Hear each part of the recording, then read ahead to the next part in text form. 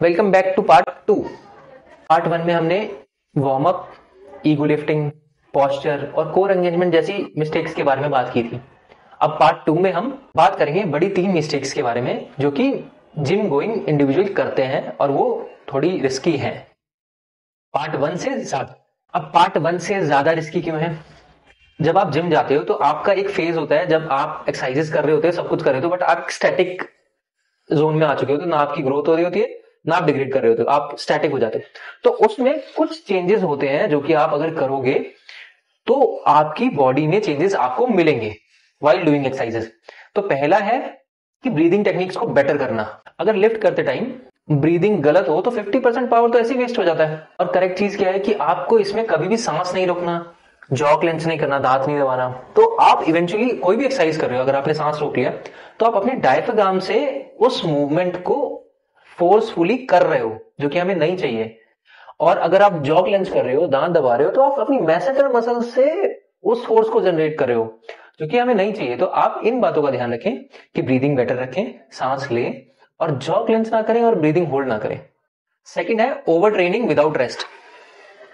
अब रेस्ट का एक बहुत गलत मतलब मैंने देखा है जिम गोइंग इंडिविजुअल्स में। वो क्या है कि बोलते हैं कि सर एक दिन संडे को ऑफ रहता है जिम और उस दिन मैं रेस्ट कर लेता हूं तो हो जाता है।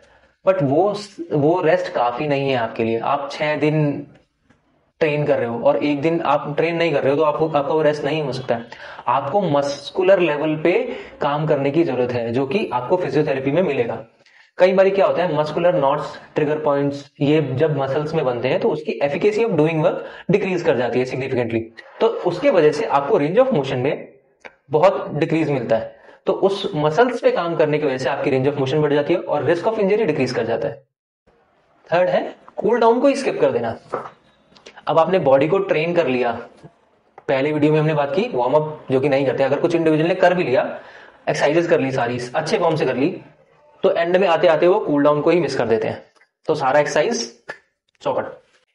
कितना सिंपल स्टेप है बट बहुत से लोग मिस कर देते हैं। अगर आप कूल डाउन नहीं करोगे तो बॉडी वापस नॉर्मल कैसे आएगी, और नॉर्मल नहीं आएगी तो स्ट्रेन रहेगा। तो कूल डाउन में आप जनरल स्ट्रेचिंग, अपर लिम्ब की, लोअर लिम्ब की, हैमस्ट्रिंग की, ये सब कर सकते हो जिससे कि आपको आपकी बॉडी की फंक्शनिंग बेटर हो जाएगी। अब बात करते हैं बोनस टिप की। बोनस टिप क्या है कि आप कोई भी रैंडम एक्सरसाइज फॉलो मत करो। आप पहले अपने जिम ट्रेनर से, जो कि बहुत वेल ट्रेन्ड होते हैं, प्रोफेशनल्स होते हैं, उनसे बात करो। सर क्या मैं ये एक्सरसाइज कर सकता हूँ? क्या मेरी फॉर्म है सही या नहीं है? क्या मेरी रिपीटेशन सही है? क्या मेरा वेट सही है? आप उनसे बात करो।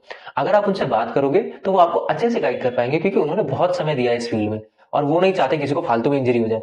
तो आप उनसे बात करो, वो आपको बेहतर तरीके से गाइड कर पाएंगे। ये था पार्ट 2। अगर आप beginner friendly physio approved workout plan चाहते हो तो कमेंट करें वर्कआउट, तो हम आपको दे देंगे। और इसी प्रकार का कंटेंट देखने के लिए फॉलो करें। Thank you.